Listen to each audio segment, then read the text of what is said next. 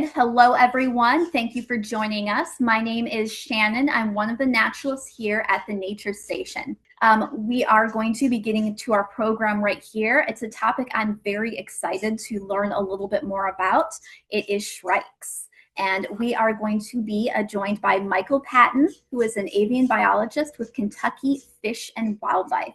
Got to meet him earlier this year when he was helping to install our Modus Tower. So he's involved in a lot of really, really cool projects when it comes to the birds of Kentucky.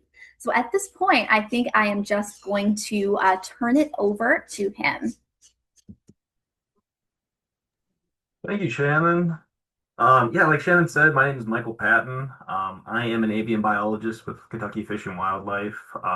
I specifically work with the non-game land birds in the state, things like raptors, songbirds, and nightjars. And it's my job to research these species, implement management, and then also just monitor populations to make sure that everyone is, you know, having an upward population trend or stable, and if not, we can try to intervene as we can. I'm going to share my screen now, and we're going to talk about loggerhead shrikes. All right, this afternoon we're going to be discussing loggerhead shrikes.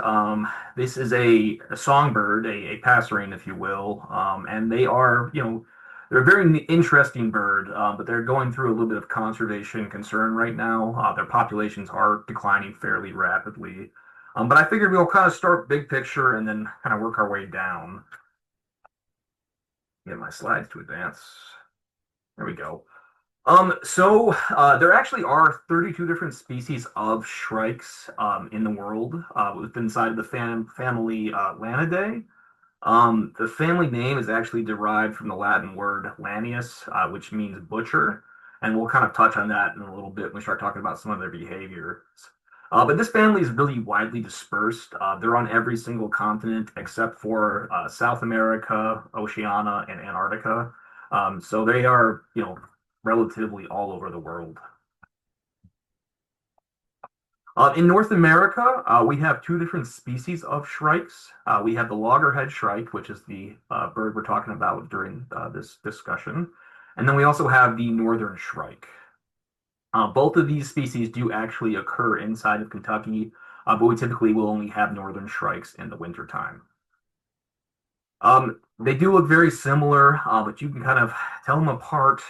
When you look at a loggerhead shrike, they have kind of a more of a blocky head. Loggerhead actually means blockhead. Northern shrikes will have this kind of white supercilium over the eye, so a white eyebrow line where the shrike just goes from black to gray. And there's a bit more barring on the chest of the northern shrike when you compare it to it's almost, there is barring on the loggerhead, but it's almost invisible unless you have them, right in front of your face. So loggerhead shrikes are the only endemic shrike species to North America. So northern shrikes actually occur in Europe as well as Asia. So the loggerhead shrike is the only shrike species that is, occurs exclusively in North America. This bird has a lot of different colloquial names, including butcherbird, white-rumped shrike, French or Spanish mockingbird, and thornbird. And they're really interesting songbird. They exhibit a lot of raptor-like qualities, and we will touch on that in a few slides. As far as their distribution, they're found pretty much across the entire United States, all the way down to Mexico, and then some parts of Canada as well. And then, we have a breeding population in the northern latitudes that doesn't actually winter there. They migrate south into kind of what we would consider the year-round population of birds. So in Kentucky, loggerhead shrikes can be found here all year round, not just during the breeding months. And in fact, during winter, our shrike population is at its highest as birds that have migrated from up north will winter here. So wintertime, it's honestly the best time to go out and try to see these birds if you haven't seen one before. In terms of their abundance, most of them occur in the western United States, but we have large pockets still in the eastern U.S., specifically kind of along the Mississippi and kind of along the more coastal plains in Florida. But Kentucky, we have a fairly decent population for being a more eastward state. In terms of their habitat, their nesting sites, we usually find them in, thorny trees and shrubs, and that can vary from site to site and region to region. But in Kentucky, we find them a lot of times in like Osage orange trees, hawthorns, anything that's kind of got some spikes for defense for the nestlings, as well as potential sites for them to store food. They prefer kind of open grassland areas that will have, smatterings of either barbed wire or other shrubby, thorny plants where they can impale their prey. Um, and this is kind of one of the neatest things about them. We talked about them having kind of raptor-like qualities. So shrikes, we'll just go back to a picture of one real fast. You all can kind of see. No, can't see it there. So shrikes, they have a hooked bill, but they don't lack the talons that a thing like a bird like a red-tailed hawk or a bald eagle would have, that they would actually need to grab and hold on to food as they tear it apart. So they're forced to kind of use a different methodology. So to get around the lack of talons, they actually impale their prey items on thorns, barbed wire to hold them in place. This way that they can kind of pick at them, but they also will just kind of leave food items there as well. Where they create these caches of food, and this is food storage, so they can come back later, and when times are a little bit harder, and they can eat these items that they've saved.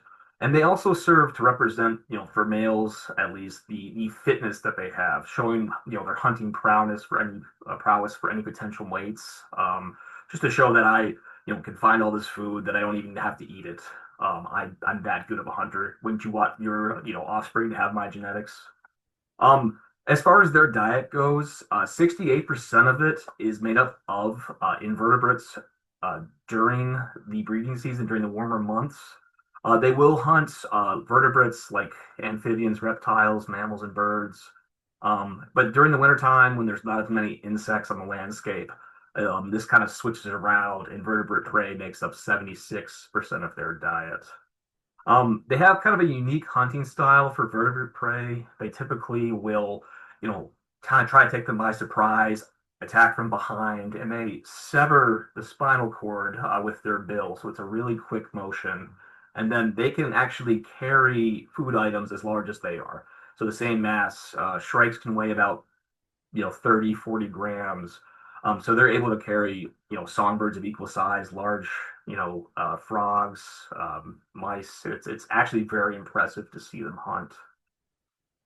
And sometimes they'll even impale, toxic food items like monarch butterflies or lobber grasshoppers, and they let them sit for a while, and those toxins will break down as the prey is decomposing, and then they can come back later and then eat that food item. So it's kind of a neat way that they avoid some of the more toxic food items that aren't available to a lot of different predators. Another raptor-like quality that they have is that they actually regurgitate pellets. So you think of birds like owls, which famously will regurgitate, undigestible portions of their prey, like the fur, bones. Shrike actually do that, the same exact thing. So if they're eating a lot of mammalian prey, they will regurgitate pellets that are full of fur or chitin from insects that they can't digest. This is just something that we typically do not see in songbirds because there are so few actual predatory songbirds. In terms of their breeding cycle, loggerhead shrikes are seasonally monogamous. They will stay with their mate for that entire season. Sometimes they will return to the same spot and they will pair back up. Sometimes divorces happen and they find new mates. They can have more than one set of eggs per season, so we would consider them to be multi-brooded. If they nest early on and that nest is successful, they might try again for a second clutch, which is very advantageous as far as maximizing your productivity and replacing your genetic makeup on the landscape. Typical clutch size number of eggs is anywhere between 5 or 6 eggs. They are laid every day or every other day, depending on the time of year that they're starting. If it's very early on, they might kind of do every other day to conserve energy. But later on, when there's plenty of food available, they can kind of lay every day. The ever incubation, so that when they lay the egg and they're incubating it, that lasts anywhere between 15 to 17 days. And then once the eggs actually hatch, it hatches, excuse me, once the eggs actually hatch, the chicks will leave the nest anywhere between 17 and 20 days. After fledging, the chicks will actually practice impaling things on barbed wire. So they'll pick up little leaves, little dendrite, and they'll practice sticking it on, trying to learn actually how to impale so that they can eat larger prey items later in life. And the parents will help with this. They'll provision, give the chicks a little bit of food, and have them impale it too. So it's kind of a really neat thing that is, it's innate, but there is a learning curve as well.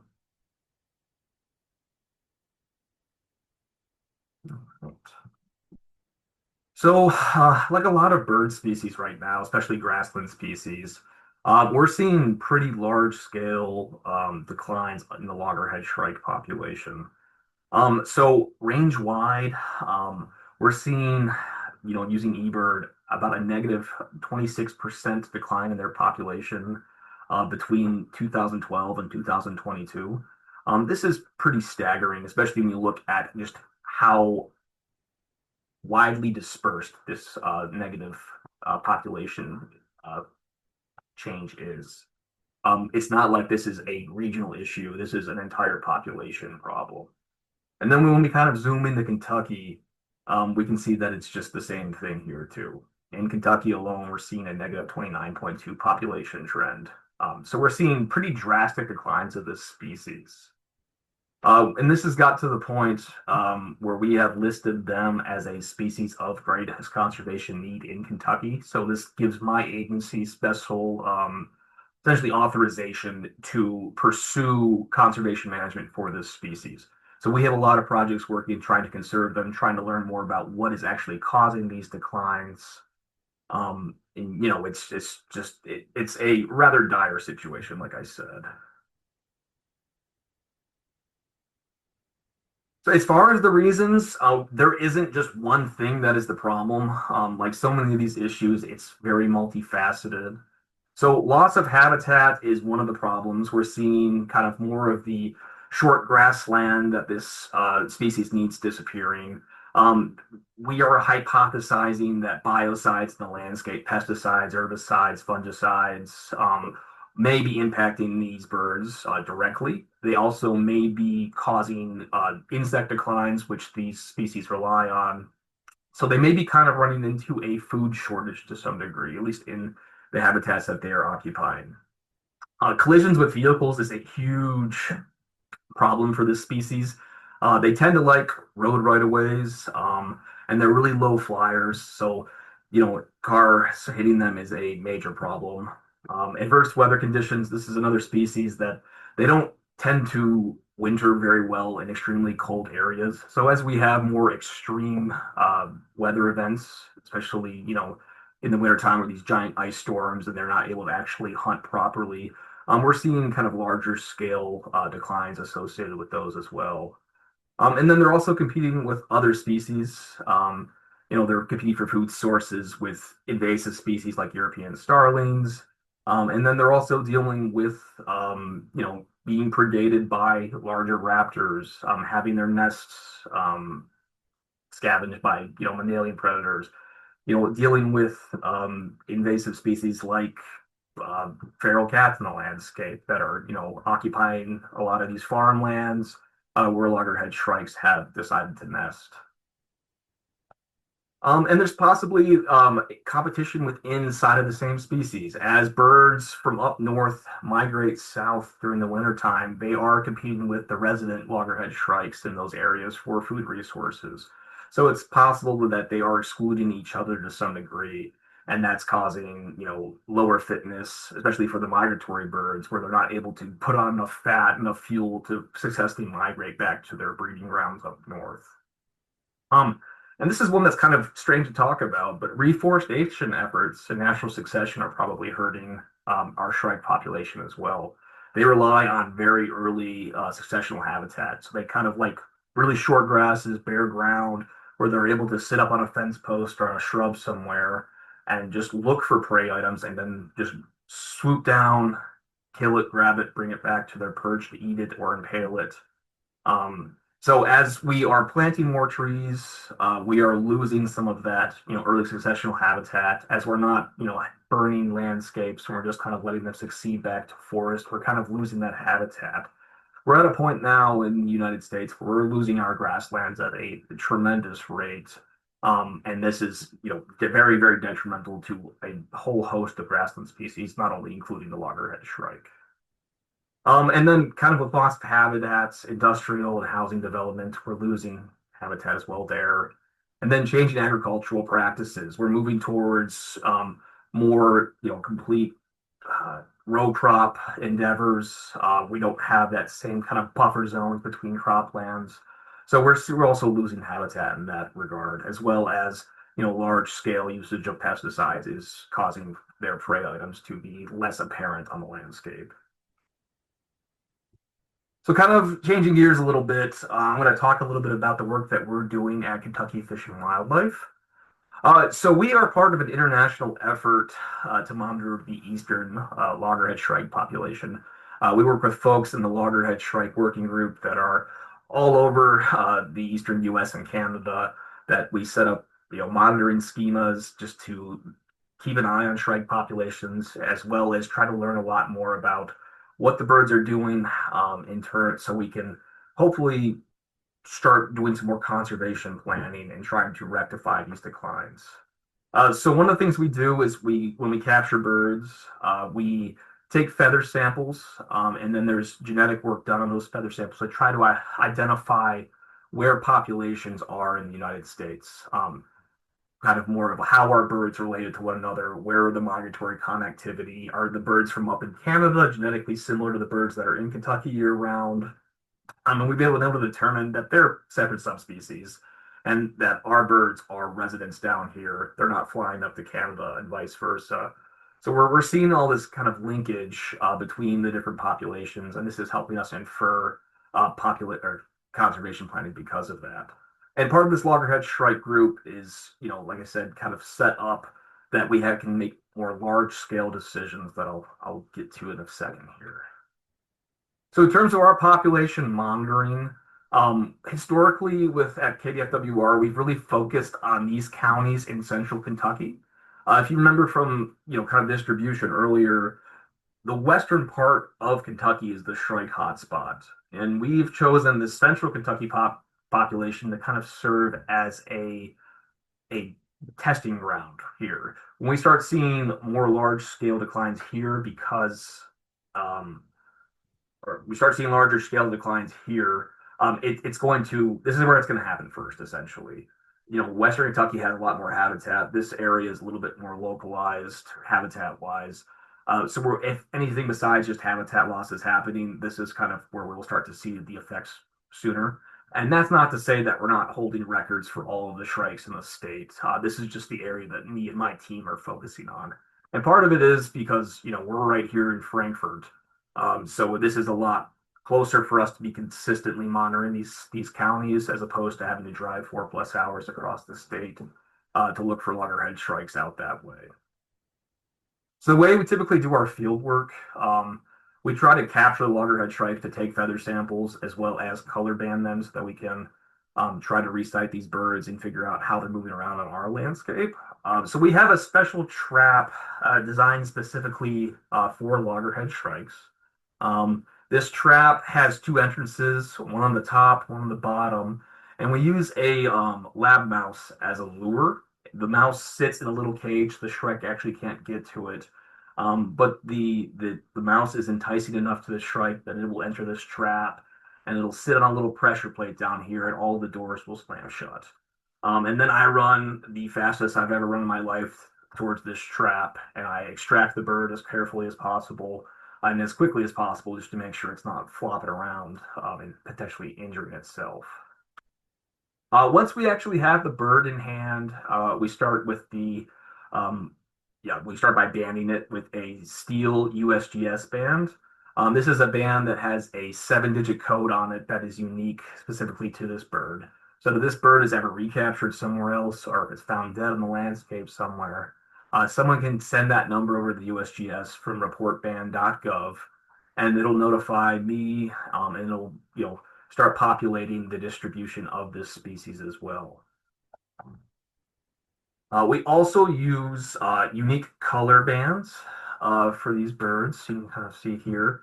And this allows us to identify previously captured individuals from afar, so we don't actually have to capture them again and potentially stress them. This way we can determine if it's the same breeder from a previous season coming back um, to the same exact nesting site, if it's a bird that has moved from a different part of the state, or if we abandoned them in the winter and we've caught a migrant, where this bird is breeding.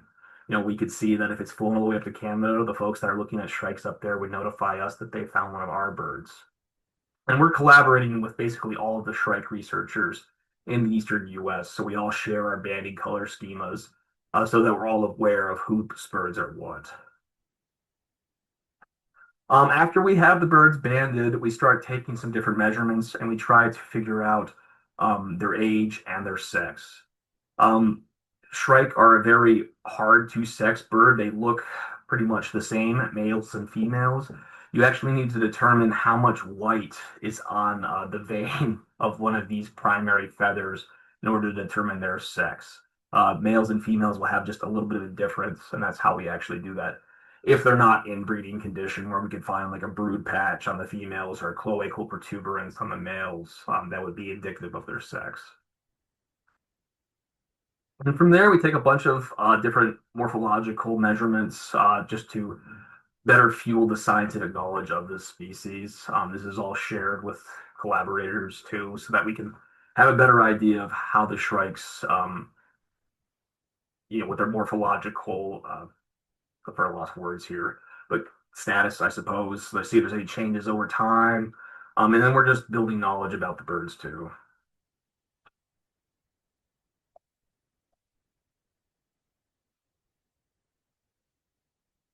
So like I mentioned, we take feather samples as well. These are part of a genoscape project to look at different trace elements and stable isotopes in the feathers to help us determine where these birds are spending some of their time and how they're related. So through this, we're being able to determine that the populations of birds in Arkansas, Tennessee, and Kentucky are pretty closely related, as you might expect. But there have been just kind of some weird outliers as well. Like we've had, the birds in Illinois are fairly closely related to the birds in Kentucky. And we've had just kind of really interesting results. And, there's been some developments like birds in Virginia that are genetically identical to birds in Canada. And we have to ask the question, why is that the case? Because it shouldn't be that way. That migratory population should be genetically distinct from the breeding population in Virginia. So we're still learning a lot about this species and how they're moving around. Apparently not always, staying a migratory bird. So we're learning a lot through that research. And then all of this is helping us with species conservation planning. So the more we're learning, we're able to get together with other researchers and start thinking about how we can help these birds. We started to develop core areas to protect and conserve shrike inside of our respective areas, like the state of Kentucky, and researchers in West Virginia, Virginia, Tennessee are all kind of picking their own spots. And how we can, restore and enhance degraded habitat to make that more appealing and hopefully have safer breeding environments for these birds so that they can repopulate. And then reduce these big knowledge gaps. We don't really know what's causing these declines. We're pooling our resources, trying to figure that out still. And with that, then once we kind of identify the issues, we can try to mitigate those threats to these birds. And then, we're starting to think more about captive populations, breeding, and then possibly taking those birds and releasing them to the wild. This has been piloted up in Canada as well as by the Nashville Zoo, which are breeding loggerhead shrikes and then exporting them to Canada for release. So this is a really exciting project that could, directly start replacing some of these birds that we're losing. Obviously, it will never be to the scale, and there needs to be, mitigation in place to stop the declines. But this is another way just to kind of prolong possible declines where we'll get to the point where the species cannot rebound. And we're also kind of looking ahead a little bit to at KDFWR. We've been doing a lot of work with the MODIS network.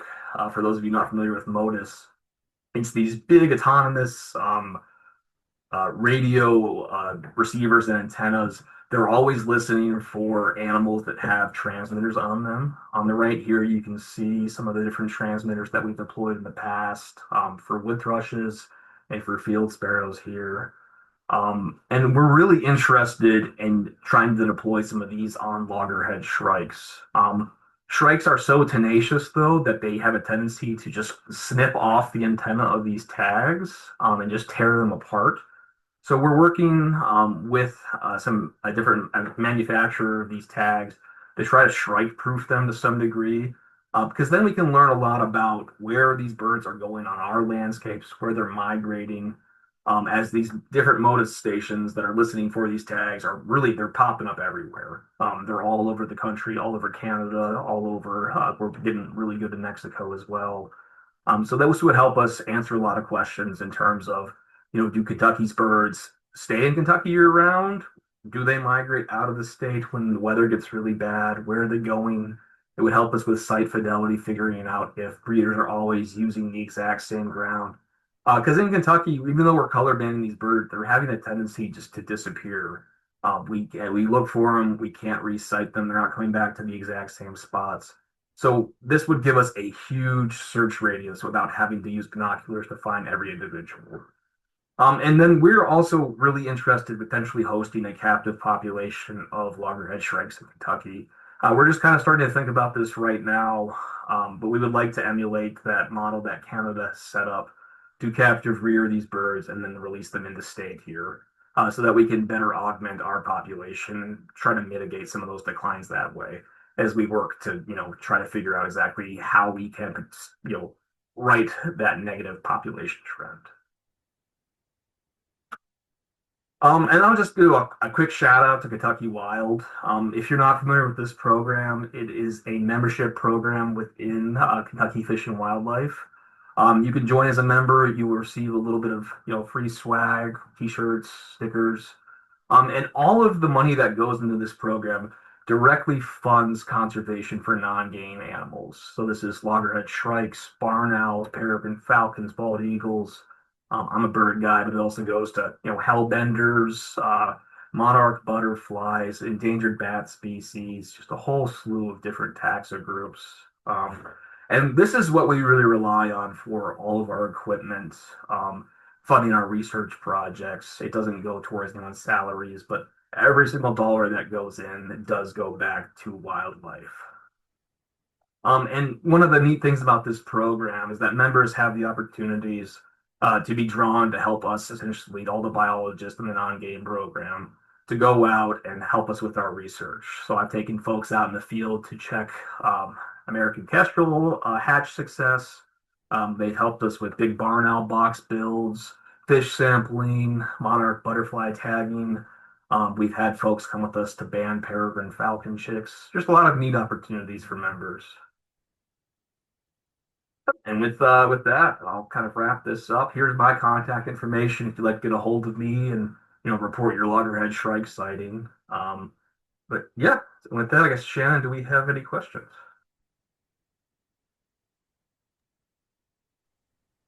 Okay, I'm gonna take a look at our Q&A right here.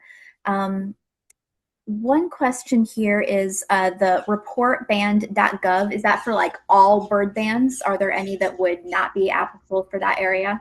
So that would be for all bird bands except for like bands that would be on domesticated birds. So oftentimes things like pigeons, racing pigeons will have bands on them. Those will not go to that. This would just be for any wild bird species. Okay, and then I had a question about barn owls and shrikes. It sounds like the habitat is pretty similar. Do they have any kind of like competition, or are they separate enough that they can use the same area? We often find them really in the same exact areas. The habitat, like you mentioned, for loggerhead shrikes and American barn owls is virtually identical. So there might be some competition. They're both pursuing small mammals. Barn owls are almost exclusively pursuing that. In loggerhead shrikes have a lot more versatility, where they'll be eating mostly insects during the summertime, but when winter comes around, they'll be switching over to small mammals for the most part. So in the wintertime, there's probably some competition. I will say both populations of barn owls and loggerhead shrikes are not huge. So I wouldn't think this would be enough competition to possibly impact either species populations. Okay. And then there's a question here. Are there any closely related bird families that show any kind of precursor to the impalement behavior? Oh, that's a great question. Not that I know of off the top of my head. Yeah, that's an interesting question. I'm gonna dig into that a little bit more. That's really cool. And then there's a question here that you might have to help me answer. It's where could we see shrikes in Land Between the Lakes? To my knowledge, I've never seen a shrike here. I did a trip out to Reelfoot Lake, just over down in Tennessee, and saw shrikes there. Do you know of any sightings in and around LBL? I would have to query our distribution database at KFWR to see if there have been any reported there. I am probably not as familiar with the Land Between the Lakes area as Shannon. From my experience, there's really not enough open habitat probably to sustain breeding loggerhead shrikes. You might be better served kind of going to some of the surrounding communities where it's more ag land. I typically will recommend if you just kind of cruise more back roads and try to find cattle production. We often see them in grazing fields, and specifically look for a spot that's almost completely open, but might have a nice little perch in the center of it. And just always scan those perches. That's a good spot to see them. And like I mentioned earlier too, go in the wintertime where there's not as much leaves in the landscape. It makes them much more visible. And we have way more loggerhead shrikes in the state in the wintertime. So your chances of seeing one increase dramatically.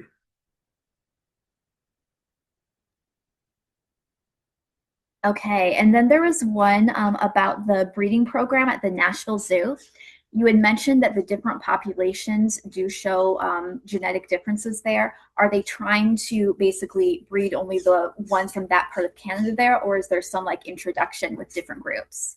No, so I just got off a call with the Nashville's director the other day, and I asked him that exact same question. So what they're doing right now is they are having birds from Canada being brought down to Nashville, and they are propagating them there. And then the offspring are being exported back to Canada for release. They are currently not breeding the subspecies that we have in this general area for release in this area.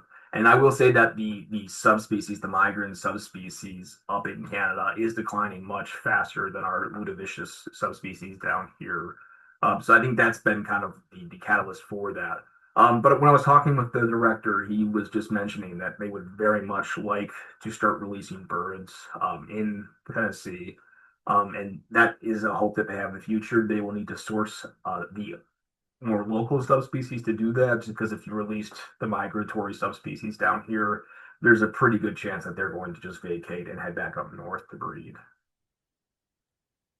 Okay, so kind of adding on that, are that then would they be ones where they are like born with the knowledge of where to migrate to rather than being like, say, cranes who have to learn the route from their parents? That's a great question. I would say some of it's innate. Probably that migratory instinct is there. They probably won't go back directly to where, their ancestral breeding grounds, where their, forefathers were. But they will likely head up to a more northerly latitude to actually set up shop and breed. Very interesting. Then there was a continuation of the comment about if there were shrikes in LBL where they thought they might be in the Elgin Bison Prairie or the South Bison Range. If you were to find one, that is the most likely area. I will double check, and if I find that there's ever been a shrike sighting in LBL, I am going to send an email to everyone who attended, and I can let you know that information there. But as far as I know, we've never had a shrike seen within Lambertville Lakes. But we do get barn owls in both of those prairies. So if they, can use a similar habitat, then maybe that would be the most likely location. Yeah, I completely forgot about the elk and bison prairie. That would be a good spot, especially like I mentioned in the wintertime. As the birds are migrating and they're flying kind of at higher altitudes, they might key in on that prairie as a good spot to spend the wintertime because there's probably plenty of food. So I very much enjoyed this webinar. Thank you so much. Yeah, thank you for having me. And if folks have questions later on, like I said, my name is Michael Patton. It's michael.patton@ky.gov if you want to send me an email. But thank you all very much for coming and listening to me spiel about shrikes. I really appreciate it.